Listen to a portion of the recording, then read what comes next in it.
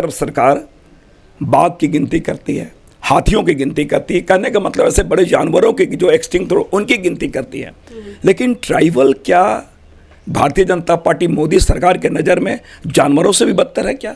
उनकी गणना क्यों नहीं होती है? जबकि हमसे कम जनसंख्या वाले सिख हैं, हमसे कम जनसंख्या वाले जैन हैं, हमसे कम जनसंख्या वाले बौद्ध हैं। तो ये एक बहुत अहम मुद्दा है और मैं आपके माध्यम से कहता हूँ कि मैं संसद में सबसे पहला मेरा प्रश्न, अगर मैं जीत के जाता हूं, अगर हमें जनादेश मिलता है मेरे पक्ष में हो, अगर महागठबंधन के पक्ष में जनादेश होता है, तो संसद में मेरा जो पहला प्रश्न होगा वो सरना धर्म कोड के बारे होगा। मैं आपको आश्वस्त करता हूं। मैं समझता हूँ भारतीय जनता पार्टी और चमरा लिंडा की रणनीति है कि आदिवासी वोटों का बिखराव हो, लेकिन चमरा लिंडा जी अगर आदिवासी हैं, कहने का मतलब उनको ये समझदारी होनी चाहिए कि जिस आदिवासी की वो बात करते रहे हैं, आदिवासी की राजनीति वो करते हैं, लेकिन आदिवासी के लिए राजनीति नहीं करते हैं, आदिवासी मुद्दों के लिए राजनीति नहीं करते हैं। आपने छोटा भाई कहा है, तो छोटे भाई को थोड़ा कुछ ज्ञान दे देते सर, समझा लेते।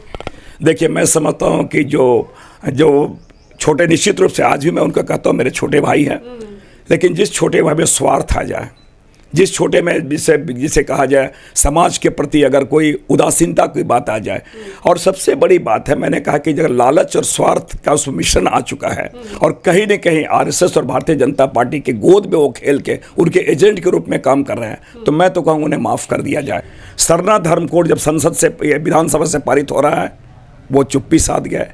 उन्हीं झारखंडियों की क्या पहचान? 1932 का खतियान, जब 1932 का खतियान विधानसभा में लाया गया वो उसमें मौन रहे। और तो और हेमंत सोरेन जी आज जेल चले गए, उनके बारे में चर्चाएं हैं तो उसमें बाहर चले गए। ये मोदी का बी टीम है ये चमरा लिंडा, और उसी प्रकार भावनात्मक मुद्दों से खेल के जनता को कहीं न कहीं वो बेवकूफ़ बना रहे हैं, उनके भावनाओं से खेल रहे हैं। उसका नतीजा कि बिशुनपुर में जो 30 गाँव जो बाइकआउट कर रहे हैं, ये समझ सकते हैं चमरा लिंडा की कार्य करने की शैली क्या है, बहुत स्पष्ट है।